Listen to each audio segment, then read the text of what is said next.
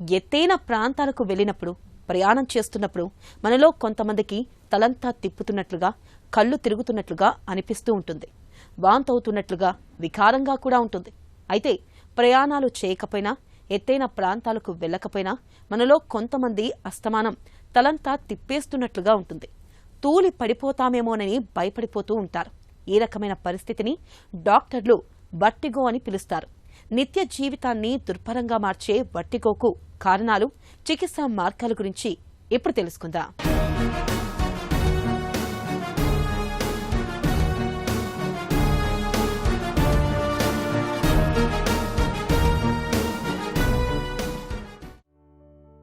కళ్ళు తిరుగుతున్నట్టుగా, తలంతా తిప్పేస్తున్నట్టుగా, వాంతి అయిపోతున్నట్టుగా అనిపించడం, ఈ రకమైన బాధలు మనలో చాలామందికి ఏదో ఒక సందర్భంలో అనుభవంలోకి వచ్చి ఉంటాయి.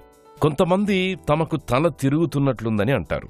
ఇంకొందరు కళ్ళు తిరుగుతున్నాయి అని, మరికొందరు చుట్టూ ఉన్న వస్తువులన్నీ గిర్రున తిరుగుతున్నట్టుగా కనిపిస్తున్నాయి అని అంటూ ఉంటారు. తమను ఒక్కసారిగా నిస్సత్తువ ఆవహించిందని, శరీరం తేలిపోతుందని అంటూ ఉంటారు. ఇలా అనేక మంది ఒకే సమస్యను అనేక రకాలుగా వివరిస్తారు. ఈ సమస్యను డాక్టర్లు వర్టిగో అని, డిజీనెస్ అని పిలుస్తారు. తల తిప్పడం అనేది ప్రధానంగా మెదడుకు రక్త సరఫరా తగ్గడం వల్ల కానీ, లేదా లోపలి చెవిలోని బ్యాలెన్స్ కేంద్రానికి మెదడుకు మధ్య సమతూకం దెబ్బతినడం వల్ల కాని వస్తుంటుంది. అయితే తల తిరగడం అనేది నిజానికి జబ్బు కాదు, ఒక లక్షణం మాత్రమే.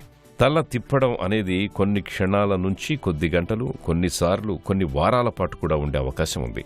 తల తిప్పడం అనే సమస్య ఎక్కువగా వృద్ధుల్లో కనిపిస్తూ ఉంటుంది. మన తల తిరుగుతున్నట్లు కానీ, లేకపోతే ఒళ్ళంతా తిరుగుతున్నట్లు కానీ, బయట వస్తువులన్నీ కూడా తిరుగుతున్నట్లు, సరౌండింగ్స్ తిరుగుతున్నట్లు కానీ ఉంటే దాన్ని వర్టిగో అంటాం. కొంతమందికి వర్టిగోను కూడా గిడ్డీనెస్ కింద చెప్తూ ఉంటారు. కానీ వర్టిగో సిమ్టము సపరేట్గా ఉంటుంది. అంటే తలంతా తిరుగుతున్నట్టు, బయట వస్తువులు తిరుగుతున్నట్లు.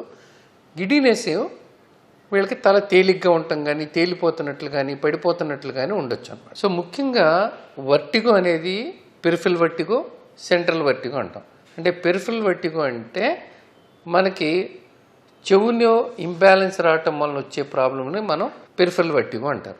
సెంట్రల్ వర్టిగో అంటే బ్రెయిన్కి కానీ, దానికి కనెక్షన్స్కి సంబంధించింది వచ్చిందాన్ని కానీ మనం సెంట్రల్ వర్టిగో అంటాం. సో ఈ పెరిఫెరల్ వర్టిగోలో ముఖ్యంగా మనకి ఇన్నర్ ఇయర్లో ఈ బ్యాలెన్స్ చేసే ఆర్గన్స్ ఉంటుంది, వాటిలో డిఫెక్ట్ ఉన్నప్పుడు వచ్చే అవకాశం ఉంటుందన్నమాట. సెంట్రల్ వర్టిగోలో జనరల్గా వాళ్ళకి బ్రెయిన్ స్టెమ్, బ్రెయిన్లో కానీ లేకపోతే సెరబెల్లం కానీ ఎఫెక్ట్ అయితే కనుక వచ్చేదాన్ని మనం సెంట్రల్ వర్టిగో అంటూ ఉంటాం. అలాగే కొద్దిమందికి ఈ పెరిఫెరల్ వర్టిగోలో కూడా రకరకాలుగా చెప్తూ ఉంటాం. ఉదాహరణకి బీపీపీవి అంటే బెనైన్ పెరాక్సిమల్ పొజిషనల్ వర్టిగో, అంటే పడుకుంటే ఓ పక్కన తల తిరిగిపోతూ ఉంటుంది. అలాగే కొద్దిమందికి మీనియస్ డిసీజ్, అంటే వీళ్ళకి మన ఇన్నర్ ఇయర్లో ఎండోలింఫ్ అది ఎక్కువ అవటం వలన వీళ్ళకి కొన్ని లక్షణాలు రావచ్చు, దాన్ని మనం మీనియస్ డిసీజ్ అంటాం.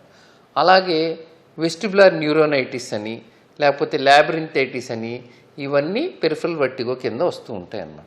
సో ఎప్పుడైనా సరే ఓ పేషెంట్ వర్టిగోతో కంప్లైంట్ చేసినప్పుడు మనం హిస్టరీ తీసుకోవాలి, దానికి తగ్గట్టు ఎగ్జామిన్ చేయాలి, దానికి తగ్గ ఇన్వెస్టిగేషన్స్ చేయించి ఏ రకమైందో గుర్తించి దానికి సరైన ట్రీట్మెంట్ ఇస్తే కనుక వీళ్ళకి ఈ ప్రాబ్లం నుంచి ఉపశమనం కలిగే అవకాశం ఉంటుంది.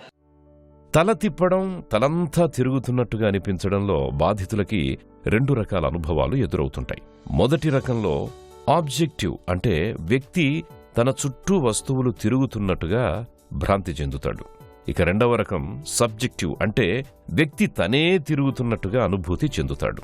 తల తిప్పుడు సమస్యకి రెండు చెవుల్లోనూ వెస్టిబ్యులార్ సిస్టమ్ సమతూకం దెబ్బతినడంతో పాటు ఇతరత్రా చాలా కారణాలే కనిపిస్తాయి.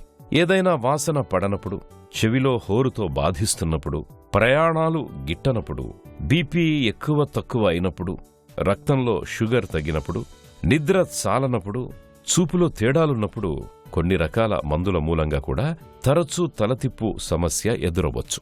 అరుదుగా పక్షవాతం, మెదడులో కణితులు, తలకు తగిలే దెబ్బలు, మీనియర్స్ డిసీజ్ వంటి వాటి వల్ల కూడా తల తిప్పడం అనే సమస్య ఎదురయ్యే అవకాశం ఉందని చెబుతున్నారు డాక్టర్లు. జనరల్గా వర్టిగో అనే సిమ్టమ్ ప్రజెంట్ అయినప్పుడు మనం పేషెంట్ని హిస్టరీ తీసుకుంటాం, అంటే క్లినికల్గా ఎగ్జామిన్ చేస్తాం. వాళ్ళ దగ్గర నుంచి హిస్టరీ తీసుకున్న తర్వాత ఎగ్జామిన్ చేస్తాం. సో ఎగ్జామిన్ చేసిన తర్వాత ఇప్పుడు మనకి పెరిఫరల్ వర్టిగో లాగా అంటే బీపీపీవీ అయితే కనుక మనం మాన్యువర్స్ ముందు టెస్ట్ చేస్తాం. పక్క తిప్పి పడుకోబెట్టి తల తిరుగుతుందా, నిస్టాగ్మస్ అది చూస్తాం, అంటే కన్ను ఫాస్ట్గా కొట్టుకుంటుందా ఏంటి అనేది ఒక డైరెక్షన్లో. సో దానికి తగ్గట్టు మనం ఒకవేళ బీపీవీ నిర్ధారణ చేస్తే దానికి మాన్యువర్ చేసి తగ్గిస్తారు.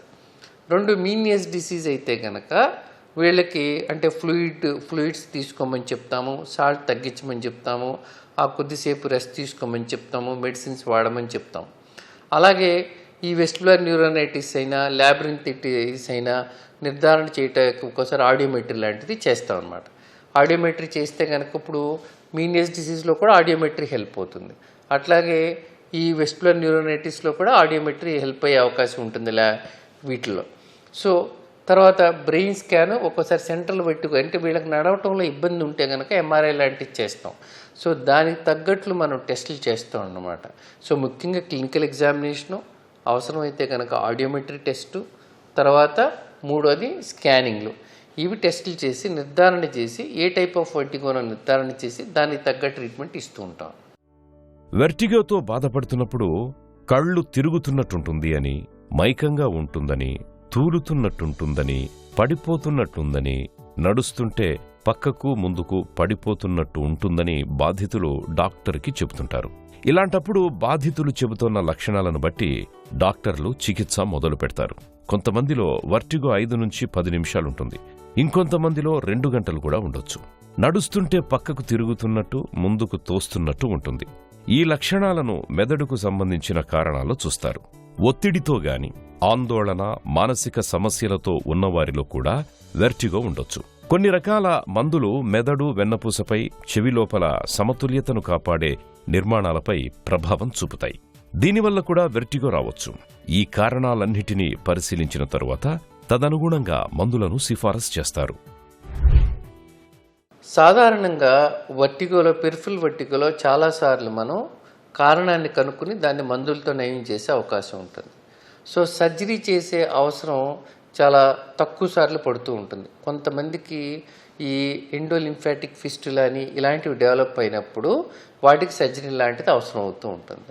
సాధారణంగా మీనియస్ డిసీజ్లో కూడా మెడిసిన్స్తోనే తగ్గుతుంది, కానీ కొన్నిసార్లు రిఫ్రాక్టరీ కేసెస్లో వీళ్ళకి సర్జరీ చేయాల్సిన అవసరం పడవచ్చు అన్నమాట మీనియస్ డిసీజ్లో. అలాగే సెంట్రల్ వర్టిగోలో ఒకవేళ కనుక వీళ్ళకి ట్యూమర్ మూలాన కానీ ఏమన్నా వస్తుంటే కనుక దాన్ని మనం సర్జరీ చేయాల్సిన అవసరం ఉంటుంది. అలాగే మైగ్రేన్ హెడేక్లో కూడా కొంతమందికి వర్టిగోతో ప్రజెంట్ అవ్వచ్చు. వాళ్ళకి అది మైగ్రేన్ కాదు నిర్ధారణ చేసి మైగ్రేన్కి ఇచ్చే ట్రీట్మెంట్ తీసుకున్నప్పుడు ఇది కూడా కంట్రోల్లో ఉండే అవకాశం ఉంటుందన్నమాట. తలతిప్పుడు సమస్యతో బాధపడుతున్నప్పుడు జీవనశైలి అలవాట్లలో ప్రత్యేకంగా జాగ్రత్తలు తీసుకోవాలి. ఈత కొట్టడం, మంటలకు దగ్గరగా ఉండడం, వాహనాలు నడపడం వంటి వాటికి దూరంగా ఉండడమే మంచిది.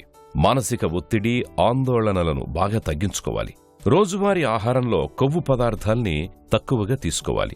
రక్తపోటు, షుగర్తో బాధపడుతున్నప్పుడు వెర్టిగో వచ్చే అవకాశం ఎక్కువ. అందుకని వీటిని చక్కగా అదుపులో ఉంచుకోవాలి. పొగ, మద్యం జోలికి వెళ్లకుండా ఉండాలి. రోజూ కాసేపైనా వ్యాయామం చేయడం వెర్టిగో బాధితులకి ఎంతో మేలు చేస్తుంది. ఇలా జీవన శైలిలో అన్ని రకాలుగా తగిన జాగ్రత్తలు తీసుకుంటూ క్రమం తప్పకుండా మందులు వాడుతూ ఉంటే తలతిప్పు సమస్య నుంచి త్వరగానే బయటపడొచ్చు.